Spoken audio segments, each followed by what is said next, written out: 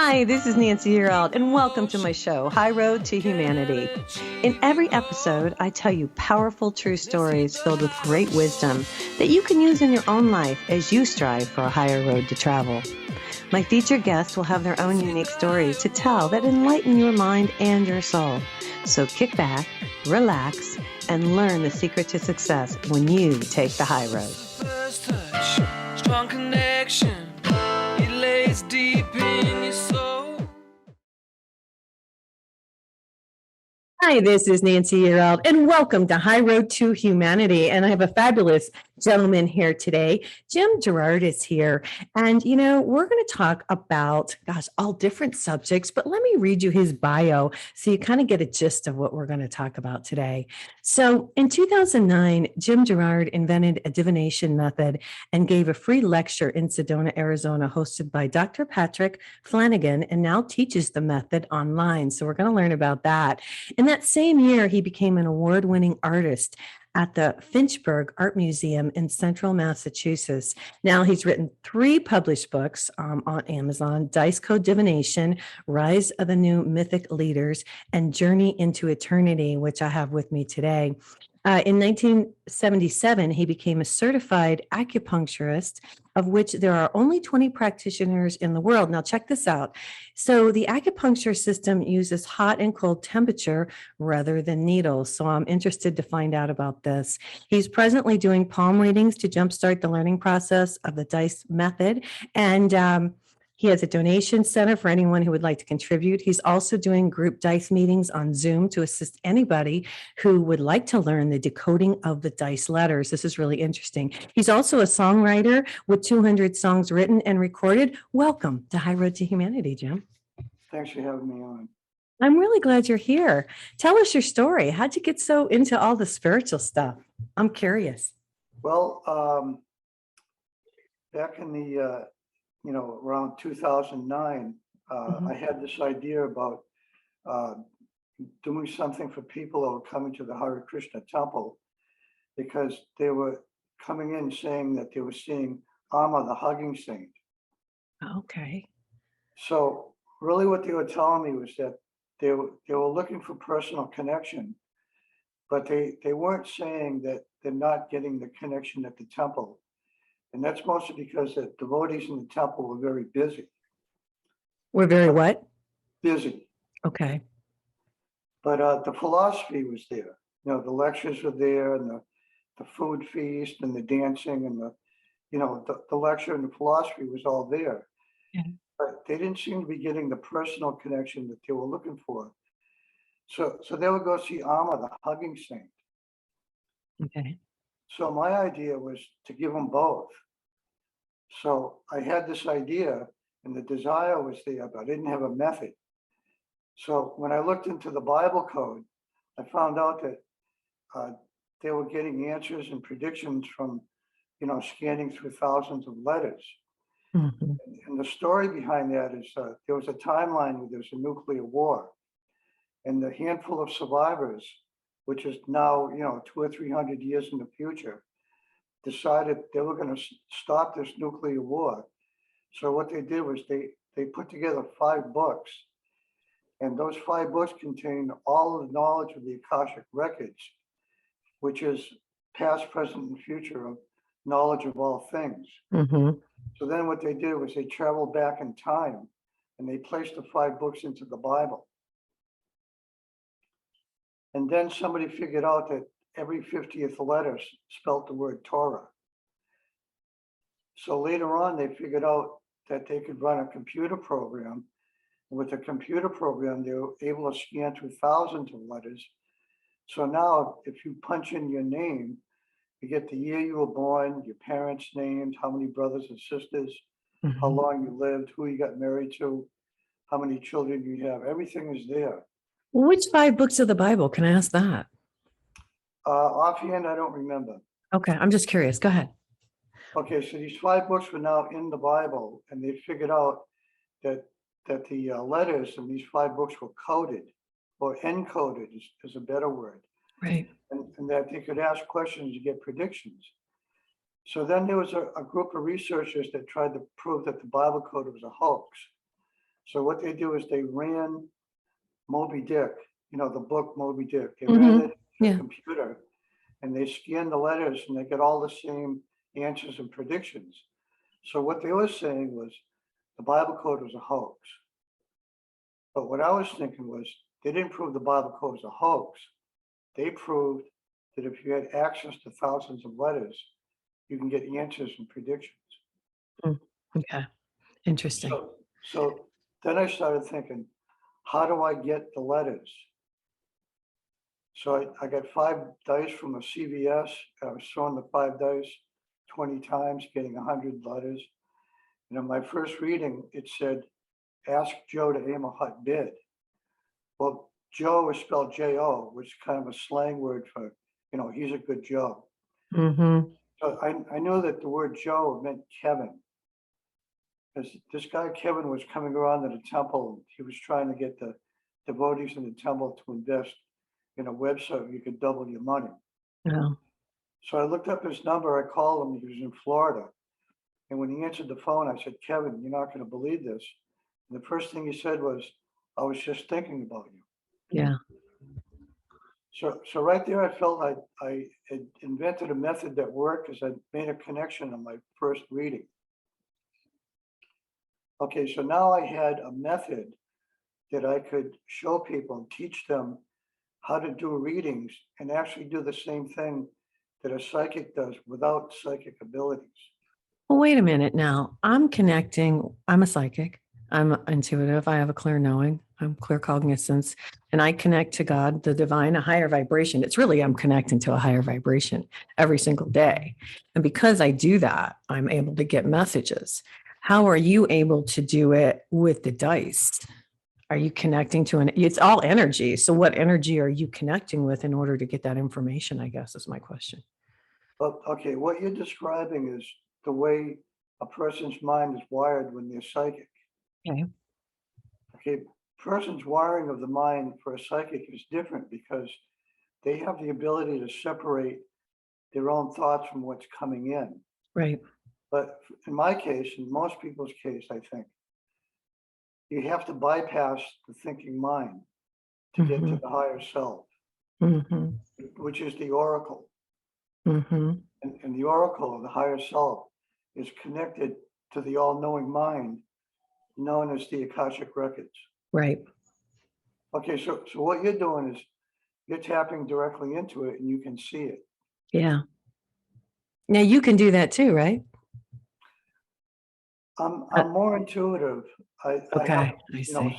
slightly psychic abilities, but I just don't want people asking me questions like if they're going to meet the girl. You have a different gift, is what you're saying. Your gift is a little bit different than mine. Yeah, You're intuitive.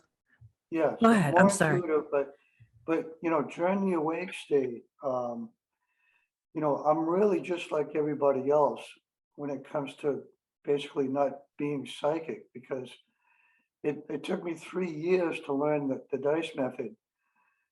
And I was asking every stupid question you can think of, Yeah. until eventually it dawned on me that I should just be asking either no questions at all, leaving it wide open, or asking the question, what do I need to know next? Yes. And you know what? That's interesting. You would say that because I say that every day. I ask, what do I need to know today? That is really interesting. And then now, does the answer just pop into your head or do you roll the dice? I roll the dice, and it's kind of interesting the way it works. I'll give you an example. Sure. A friend of mine came, he rolled the dice. I decoded the letters, and the reading said, a black raven on the fence, and they will contact you. Okay. Okay, so he left, he got in his car, he started driving home. And on his way home, he called me on the phone and he says to me, you're not going to believe this. I just saw a black raven on the fence and I got a text message from a group that I was waiting to hear from. Mhm. So it was so do you have your dice with you today? I do, I could get them. Yeah, when we go on commercial break, we got about 3 minutes. I'll have you get him and do your thing for the audience because this is really interesting to me. Now, were you religious growing up? Did you go to church or what was Uh, your? well, I was, raised Catholic. Uh, Mhm. and then one day I started thinking that the Bible story of Adam and Eve, well, I was kind of questioning what that was all about, whether it was true. So Mhm. I would say that when I was about 10 or 11 years old, I started thinking. Yeah. So, when you start thinking, that's when you start breaking out of the mind control of religion. So you were young. Yeah, yeah. I became a born again Christian in 1970. Wow. Uh, a couple of weeks later, I had a night vision. Okay. And in this vision, I saw myself standing outside at the foot of my bed. And I saw a bunch of shooting stars up in the sky. And then an angel approached me and he placed his hand on my head and he said, "Your problems will be over soon." And I saw this brilliant light and it was like pulsating and it was inside me, but I was looking at it at the same time. Hmm. And then I saw a building, and on top of the building, it said in changing letters, BBWWNNTST, which then changed to Beware the Antichrist. I see. Interesting. Wow. Hey, we got to go to commercial break because we're doing the podcast. You guys, I'm here today with Jim Girouard. The book that I have is Journey into Eternity. It's very interesting. I read this and we'll have to talk about some of this. I have some of the questions. This is Nancy Yearout. This is High Road to Humanity, and we will be right back.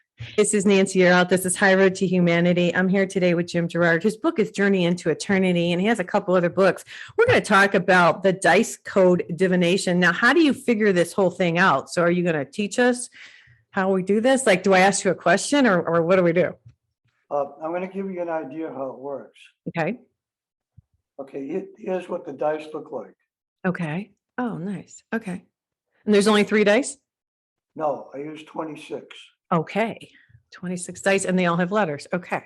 Right, so what I do is I throw 26 dice 5 times, and I write them out on the paper. I get 130 letters, and I start connecting the letters to make words. I put those on the bottom, and on the top, I write out the sentences. Okay. What's the most interesting message you've gotten? I've invented 6 divination methods. Wow. That's crazy. Yeah. The other 5 methods don't work as good, so I just stick to the dice. But one of these other methods is it's a big circle of letters, and there's like a plastic arrow in the middle that I got from a toy company. And what you do is you spin the arrow, and whatever column of 5 letters that it lands on, you write down. Where do you think the messages are coming from? Is it coming from the energy of you? Is it coming from where is it coming from? Where do you think the answers are coming from? It is coming from your energy because what you're doing is you're holding the dice, and the energy from your body and your mind goes into the dice, and then you're throwing them, so you're releasing them in a sense. Okay. Okay. But it's also coming from your higher self. Okay. Well, because, and I'll tell you why I am, and I grabbed my pendulum today. If I really want to know a yes or no question, I will ask my pendulum. But I have learned over time that it's just answering what my energy field is telling it to do. And that's how it moves. So this is the same principle basically as doing like a pendulum in a way. Energetically, I guess. Yes, you can get yes or no answers from a reading, but what you're also getting is the day, the week, the month, the year, the name of the street, the person, the town, the country, the name of the people involved, the problem, and the solution. And sometimes Right. you get a tarot card reading and a dice reading. Gotcha. Let me ask, can I ask a question and can you do it for us? What should we ask? Is it possible or is that too intricate to ask to do that? I kind of shy away from that because Okay. I don't want to put you on the spot or anything. I just thought maybe okay. yeah. The the way it really works is when people learn this method, they Mhm. start thinking that the method is all about throwing the dice and getting the letters and the words and the sentences. But what it really is all about is breaking out of mind control. Mhm. That's really Okay. what the method is all about, breaking out of the conditioning that we've been exposed to. When you're a kid, you get the conditioning from your parents, and you go to Right. school, get it from your teachers, Mhm. authority figures, politicians, billboards, Right. videos, television, radio. Everything is all sort of conditioning your mind. And, this is what we call mind control. Right. Well, that's what they're doing right now. It's a whole control thing with everything that's going on. I just saw on the news that now they, in San Francisco, 5-year-olds have to have a passport for the vaccine. So it's a whole situation. It reminds me of in Germany, when you couldn't travel from one place to another without papers. Exactly the same thing. That's a scary, scary thing. I just want to say that to you guys. This is like the Nazis. This is like when you had to have papers to go somewhere. Okay. Yeah, But it's so, all these years later. It's crazy. it's got to this point where, you have to be careful of what you say. So, Mhm. I'm not going to say any words that start with the letters A, B, C, D, E, F, G, H, I, J, K, L, M, N, O, P, Q, R, S, T, U, V, W, X, Y, Z. You Yeah. know, I'm not going to say any words that start with any of those letters.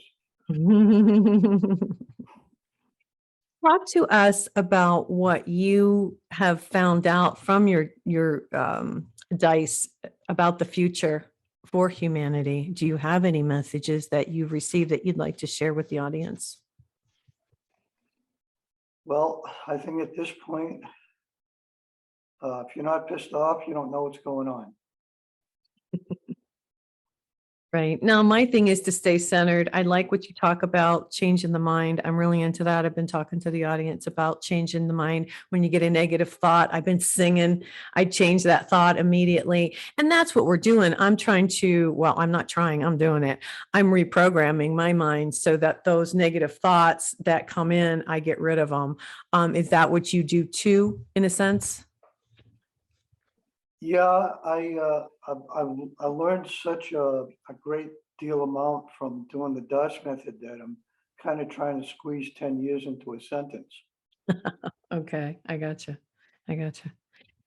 So Uh, go you ahead. know, the mind is, it's exactly what they say. The mind is your best friend and your worst enemy. Mhm. Okay, so like when you wake up in the morning from a deep sleep or a dream, your mind goes into like this beehive kind of state where it's buzzing with all these thoughts, I got to take a shower, I have to pay the bill, I have to go out, I have to do this and do that. So your mind, like during the awake state, is you're like totally crazy. It can be like that. Now, what I found, and I'll just mention this, and you can tell me your thoughts, since I have been bringing in the energy from above and meditating. I don't meditate a long time, but I meditate and I journal. I get all those thoughts out on paper. It's just a practice. I guess it's my spiritual practice. But with that spiritual practice has brought about balance. And so it has brought balance into my life. I feel like you have that balance as well. I have the balance now. It took a long time. Mostly the struggle was like material, things to do with finance and things like that, where I got kind of balanced out about 10 years ago and was, practicing the dice method and learning from, how to trust your higher self and let those messages come through you and learn how to not stop the messages, which is what the mind does. Right. Well, you get the message and then you question it. It's interesting. I can get a message for somebody else, but when I ask for myself, it's a whole different ballgame. Right. And that takes practice, and I'm working on that. And you too, I would imagine. Yeah, I don't get very messages. I get very few messages for myself, Right. and mostly for other people is Mhm. where they see, just people in general is is where these messages seem to be pointing in the direction of. Okay. I want to ask you about the acupuncture. I've had acupuncture. I'm a big believer in acupuncture because I believe in the energy and moving the energy and all of that. This is something I've never heard of where you work with hot and cold temperature. How does that work? Explain that to me. I've never heard of this before. Okay, yeah, in the body, there's weaknesses, there's deficiencies, and sometimes there's overload. Okay. And wherever there's the overload, you can take a heat source. The person who taught me how to do this, he used a penny which was taped onto the skin, and he used like a burner, like an electric burner, and he would heat up the penny with the burner. Right. I found some other methods which were much better, which is And we use the copper as a conductor. the copper, yes. Yeah, as a conductor. I'm sorry. I wanted to Yeah. make that point real quick. That was kind of the idea. of using Yeah. Yeah. Okay, but I found that if you use something like a cloth, like a sock or something, and use a light bulb, the sock will absorb a lot of the heat so it doesn't burn you. And the other thing you can use is like a cone incense. Okay. Okay, so there's some danger points in the body that you don't put heat on. And the reason you don't put heat, let's say on the spine, is because if you put heat on the spine, it cuts off the signals from the brain to the body. Okay. Okay, so what you do is you memorize the danger points in the body and don't use heat on those danger points. Okay. What about the cold? What does that do? But the cold you can use anywhere on your body at any time, except, like if you've been outside in the freezing weather, you don't want to add ice onto your body after you've been in a cold atmosphere. But let's say after taking a hot bath, you can do an ice treatment. Okay. And what do you do? I mean, do you pick different points? I mean, how does this work? Okay, there's a couple hundred acupuncture points in the body. Right. The bladder point has the most meridian points, which is the bladder. And the bladder point starts here, like near the eyes, and it goes up behind your head all the way down your entire body to your feet. And then some of the other meridian points, there's less points. And once you become familiar with these points, you can then, take an ice cube. And what I do is I cut off I take like a plastic ice cube tray, and I cut out the plastic so it has like a housing. And then you can put the ice cube in the housing and then put that on and tape it on. I see. That's very interesting. So this way the ice cube isn't slipping and sliding everywhere. And moving around. Yeah. Okay, we got to go to commercial break. When we come back, I have lots more questions for you. I'm here today with Jim Girouard. The book is Journey into Eternity. This is Nancy Yearout. This is High Road to Humanity, and we will be right back. Hi, it's Nancy Yearout. This is High Road to Humanity. I'm here today with Jim Girouard. He's talking to us about acupuncture, but he's talking to us about using heat and cold. Continue on. The gentleman who taught you, you said, is Native American. Yes, his name was Kwai Shen. Okay. He was from Arizona. Okay. And he was very, very knowledgeable. And the way that he came up with the idea was he had an itch like a mosquito bite. And he took a heat source like a cigarette, and he put some heat on the mosquito bite, and the itch went away. Oh, wow. So then he took the idea of applying heat to the different acupuncture points, which he had a book on. So he was able to experiment with the heat on various points in the body. And then he discovered later that if you put heat on certain danger points, that it cuts off the signals from the brain to the body. So you have to be careful. So, wow, interesting stuff. And then he taught you how to do it. Now, do you do this for a lot of people or? No, I don't do it for others because about 10 years or so, they made it illegal. Why? Well, that's like saying, why does Big Pharma force? Because they thought it worked. Okay. So the Yeah. point I'm making is it because it was working and they didn't want people to know about it, or is that pretty much what it is? Yeah, it was because it was working, and now it's getting to the point that I think they're doing it because we're still alive. What do you feel? I know we can't talk so much about the thing, but what do you feel? Do you get any messages on when that thing is going to be over with? Because I feel like people are getting tired of it and they're standing up. Boy, it is such a good question because I think what we're addressing here is like, how do you break out of mind control? Well, I think people are. I mean, I'm awake, you're awake. There's a lot of people on my show that I have. I have a lot of listeners who see it, even my kids see it. Um, but then I do run into the people who don't. So, I mean, and we all can't wake up at the same time, but I am watching stuff getting worse and worse, but I'm watching people stand up. And that's what I really feel. I wanted to get your feeling on this, Jim, because I was talking to my daughter this morning, and with the kids thing coming out right now for little kids, which is not necessary. It really, and I'm watching people stand up like they did in this election in Virginia.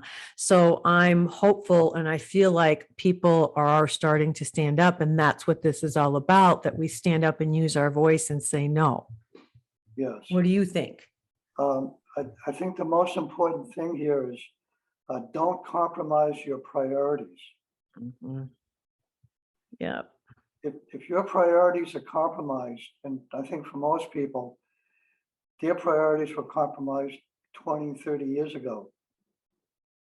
What do you So, mean? I think it started with call waiting. Okay. I'm listening. Okay, so there was a point where call waiting didn't exist on the phone. Right. Okay, so now they introduced call waiting. Now you're talking to somebody on the phone and somebody else calls, and the second person gets to be talked to first, but the first person gets talked to second. Yep. That's true. Okay, so now you're compromising your priorities through technology. Mhm. Okay, Yeah, because I used to get really irritated when somebody would put me on hold. I was right. like, what? They're more important than me? You're exactly right on that one, Jim. I'll have to Yes. say. So Yeah. technology came in as Mhm. a priority compromising effect, which nobody really was paying attention to. They were aggravated by Right. it, but after a while, I mean, you keep beating a horse, it's just going to lay there and then it's going to die. I mean, that's how it works with this conditioning. Is now we have smartphones, which I just absolutely hate. I have two of them, and they're turned off all day long, and I'm getting ready to throw them in the river. Well, the thing is, we need to communicate, but they've made it to the point where, and I saw this a few years back. I'll just make this point. I went to a rock concert and I had like the second row, and I had dropped my phone in the parking lot on the way in by the car. So I didn't have my phone. So I wasn't able to take pictures of the band. But I turned around and I looked at the audience because I was in second row, and everybody had their phone out. Everybody. Nobody was watching the concert. They all were just taking pictures, Right. and it hit me so hard. It made me realize that where have we gone and who have we become, that we are not here in the moment watching this rock concert. We're just into showing everybody else what we're doing. Yeah, that's exactly it. It blew my mind. And that was my big wake up on the phone situation. I thought, Yeah, wow. And if I wouldn't have dropped my phone, I would have been one of those. right. You would have been just like them. Right. But I saw it, it's the Yeah, weirdest yeah, thing. yeah. Yeah. A couple of Yeah. months ago, I bought myself a stupid phone, Yeah.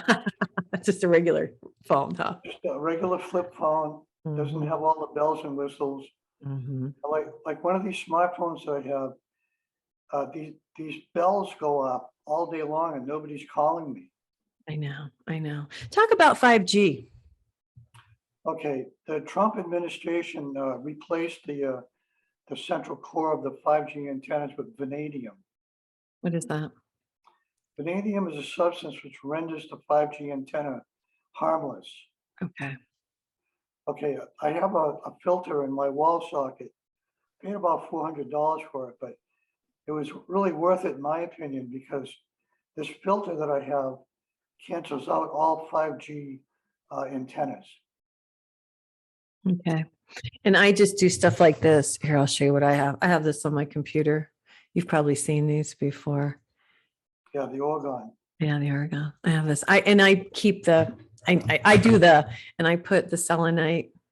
I do stuff like this on my computer all around it, to, to dispel, if I can, any of that, bad energy. That's interesting. I would love to see Trump come back. He did so much good for us. We're in such a situation. It's hard to even watch what's happening right now. I feel like, it's got to get worse before it gets better, so that people do wake up, so they understand how, because it is down to good versus evil. Talk to us about that. Yeah, they could get one of these filters if, if they really feel strongly about. not What's it being- called? What's it called? I think it's called Blue Shield. Okay. Okay, they're about $400 and it's only a couple inches in diameter, but I didn't want to take any chances with being affected by the EMF waves Mm-hmm. coming off of 5G antenna. Mm-hmm. Now, the first wave of 5G is dangerous, okay?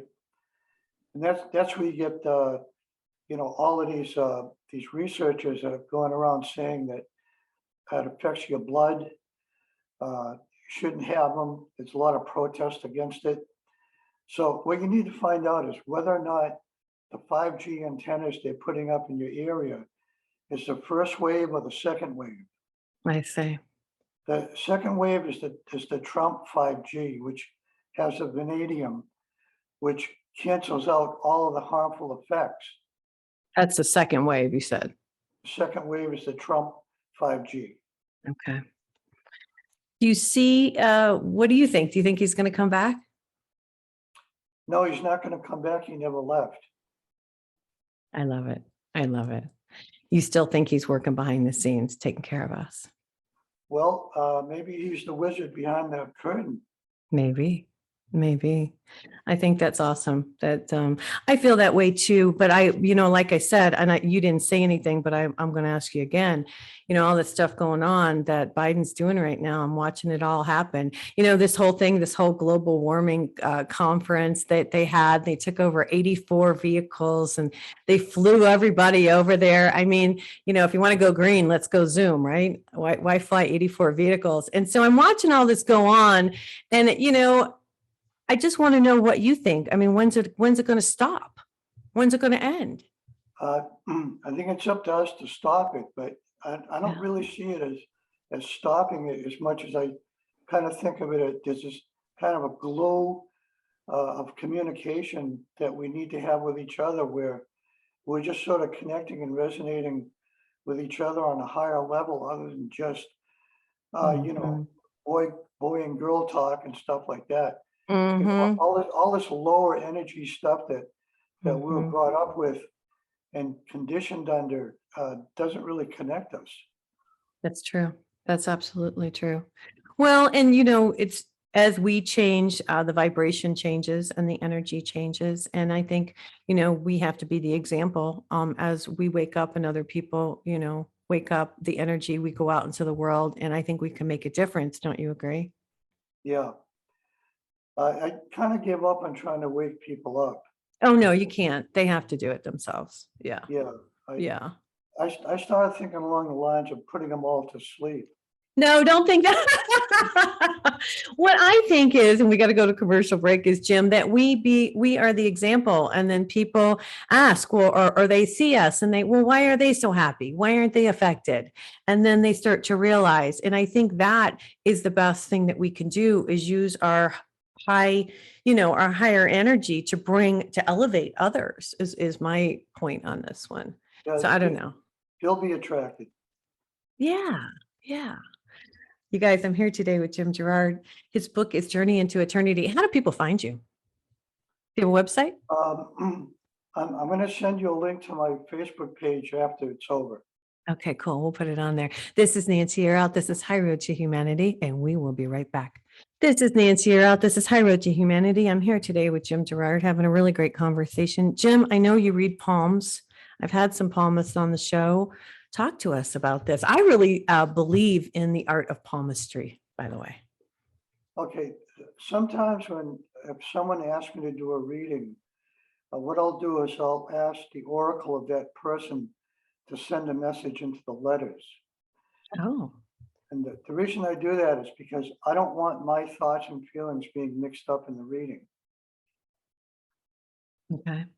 Okay, so the best thing to do is if somebody does want a reading, I would suggest that they send me 2 photos, one of each palm. But talk to me on Zoom or Skype first before you do that, because you don't want to start creating some expectations. Okay. You know, some people go out and they get all excited about the dice method and they buy the dice before they contact me. And Mm, that's not good, because now they're creating these expectations of what they're going to see in the reading. okay. And you give classes, right, on Zoom? Well, we're having group meetings on Zoom. I know a couple of people that have the dice and they do the dice drawers at home. And they send me the letters and I decode the letters and I send them the reading. Oh, okay. Okay. That's So, interesting. so you know, I think this is the kind of a method that could be learned fairly easy by small groups of people that have these group Zoom meetings, because I think individually it's much more difficult, because it's really not the kind of thing that you would try to tackle on your own, because it requires skill and thinking. Right.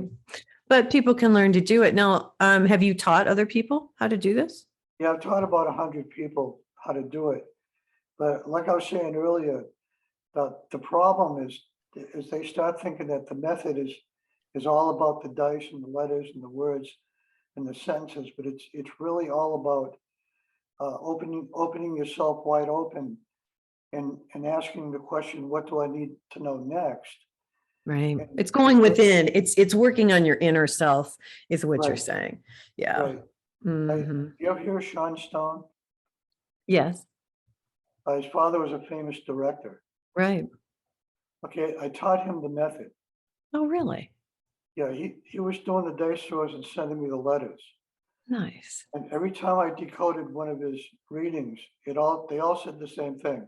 What? He was wondering if he was going to be a successful film director. Um, Okay, so he dropped out and he stopped doing it, because his question was the same every time he did a reading. Am I going to be a successful film director? So he's asking all the wrong questions, because you need to approach this with an open mind and just say, what do I need to know next? Or does this dice method really work? Or what kind of questions should I be asking? well, you and I are on the same page, because that's exactly what I do every day. I say, what do I need to know? Or even before I go to bed at night, I'll say, okay, God, give me the information I need to know that'll help me and help humanity. And I understand what you're saying. It's not just like, oh, am I going to be famous? Am I going to be wonderful? It's not about that. It's not Exactly. about that. It's about, what do I need to learn in order to elevate my soul so I can raise my vibration? Okay, let's talk about tarot cards a little bit, because I Okay. know you do that. Well, not only that, but you're a psychic who does tarot cards. I've been telling people, repeatedly, if you go to a tarot card reader, make sure the person is psychic. Well, I'm gonna stop you. I don't need the cards. Okay. I have clear cognizance. So I don't need the cards. What I do is I tap into my angels, the angelic realm actually, and I get the messages. And then if I want to define it, like really define it, then I'll get the oracle. I use oracle cards, not tarot cards, but I'll use the oracle cards just to kind of see the storyline, to give me more information, to expand upon what the angelic realm has already told me. So let me Right. preference that yeah, I don't need them, but I let them expand the story, if that makes sense. Right. Yeah. Hmm. Okay, so the tarot cards are what I call fixed. And Okay. what I mean by that is each card, like the death card, means change. Hmm. Okay, Ending, new beginning.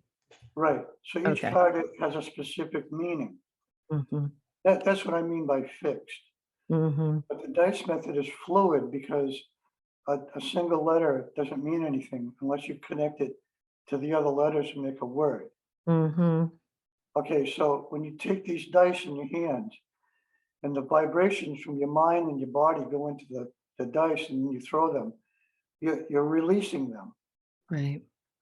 And then each letter has no meaning. So this is what I call fluid. Okay.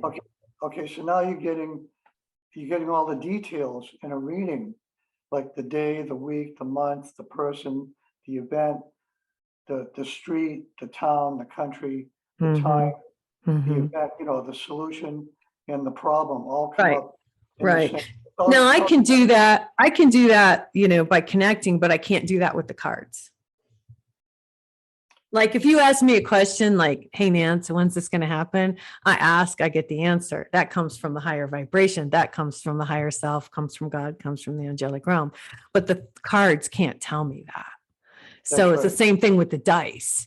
But the dice Right. give you, what you're saying is the dice give you more information. You can narrow it down, just like if I would do my pendulum for a yes or no answer, right? Right. I gotcha. That's really cool though. Cause that's something that a lot of people, they want to, we'll win. And that's hard to figure out time, Yeah. Okay. So I get this email from someone and he says, I'm curious about the football game. Who's going to win? Right. Okay. So now you're addressing the higher self. Your higher self is like a separate person other than yourself. And it's kind of like a young, naive child who only thinks in primal terms. Okay. So your higher self doesn't understand what it means to get something or to win the lottery. Get the girl, get the guy, win the lottery. Your higher self doesn't think in those terms. Your thinking mind thinks in those terms. Right. Okay. So when you bypass the thinking mind, all of the messages from the higher self and the all-knowing mind and the Akashic records come flowing through into the letters. Yeah. Mm-hmm. And then you decode them. And then what happens is you're looking at the reading and you're looking at the message from your higher self. And that message goes back into your higher self. So what's happening is you're creating a loop. Ah, okay. Okay. So it comes from the higher self into the letters, back into your higher self, and keeps looping and gets stronger and stronger. To create that. You know what I think? I'll just tell you my opinion here. And I appreciate what you do. It's not that I don't. But since I've become so connected with the higher vibration, I just ask and I get the message. I don't need to throw anything or do anything. And my goal is, to be honest with you, Jim, is to teach everybody to do it. Because here's the thing. I just want to say this. I'm not special. We all have this ability. I've just taken the time to connect, just like you connect. And if I can get everybody, wouldn't it be cool if, that's my goal really, is to get everybody to connect with the higher vibration to answer their own questions so they don't need to call me. Yeah. You know what I'm saying? I understand exactly what you're saying. Because that's it, man. We all have it. And we all think we don't have it, but we do. Yeah, the reason you think you don't have it is because, like I was saying before, your mind is creating these thoughts. Mm-hmm. And these thoughts are preventing. Yeah. Like, for example, you have all these ancient memories of past lives. Mm-hmm. All these memories are trying to work their way up and break through the surface to your thinking mind. But your thinking mind is blocking all these ancient memories. So, essentially, we don't know who we are. I know. We don't remember our past lives, so we don't know who we are. So, how do you carve out an identity for yourself and know who you are and get back to understanding who you are in terms of your past lives and what you did in those past lives? Mm-hmm. But as you do this work, and as you're saying this, I'm thinking, as you do this work, you start to know who you are, because I know who I am now. Right. But that's only because I've worked at it really, really hard on the inner part, not on the outer part, on the inner part. So at a certain point, like in these readings, after a certain time or a certain point, a magical name comes up for that person. Okay. Mhm. And I think of that magical name as sort of like a crown, like a seventh chakra crown, which is the identity. It's knowing who you are. And Right. what that magical name does is it describes your magical nature, Mhm. which is your true nature. Once you Mhm. understand your true nature, you can Mhm. then take your thoughts and your feelings and your desires, and you can project them outward into the world, which is really what we need to do. But you need to know who you are and know your magical nature before you do that. You're right on. Yeah. So Yeah. if somebody's in a state of ignorance their whole entire life, they may be nonviolent, they may be innocent up to a certain point. But what happens is the material world at a certain point forces you to act. Yes. Okay. So Mhm. if your actions are based on not knowing who you are, based on ignorance, it's not good because now you're forced to act by material nature is going to force you to act. Instead of by your spiritual nature. Right. Right. And Well, what we are coming back to being more spiritual people now instead of the scientific took over and now the spiritual's coming back. And now if we right. can just combine it, Jim. Yeah, a lot of people don't really know this, but all of the thoughts that you have are all ancient memories, all of Right. them. Right. Okay. But like I said, those ancient memories are trying to break through to the surface thinking mind, which is blocking them out. Right. But when you connect, in my mind, I'll just say this, then that's when you start to get that information back. You feel that too? Because that's what I think. Yes. That's what I Yeah. know. Actually, I know that. So, God, it's been such a pleasure to have you on today. I'm going to have you back. What would you like to leave the audience with before we get out of here today? Okay. The idea that I'd like to put across is what I was saying earlier about Mhm. having priorities in your life, which is basically, knowing right and wrong. But it goes beyond that. Your priorities go into like, your connection with the Godhead. And, Mhm. it's all about things that you would do that are right and things that you wouldn't do, which are not right. And hold on to those priorities. Don't compromise them ever for Right. anybody, for any reason. Don't Right. ever compromise your priorities, which you know is true and it's based on right and wrong. It's based on your connection with the Godhead. Don't ever compromise those. Right. Be true to yourself. Be true to Exactly. thyself. Yes. That's right. Yes. Gosh. Jim, thanks. Thanks for coming on and visiting us today. I really appreciate you coming. I hope you'll come back and see me again. I will. Okay, terrific. Hey, you guys, this is one of Jim's books. It's Journey into Eternity. Jim Girouard, he actually did the artwork on the cover of this because he is an artist. And I wanted to mention that before we got out of here today. I will put his information in the comments. So if you guys want to follow him on Facebook, you can or contact him. Jim, thanks again. This is Nancy Yearout. This is High Road to Humanity. And everybody take care and God bless. Bye-bye. Connect the dots and keep the motion. Can achieve your goal. Let's hit the high road. Hey, you guys, join me next week on The High Road for more stories filled with wisdom, love, and hope for our future. Have a fabulous week and know that by staying on the high road, you will make it to your destination. Visit my website, nancyyearout.com, where you can book a private session to learn how to tap into your own abilities. And check out my YouTube channel. It's Nancy Yearout's High Road to Humanity. You can achieve your goal.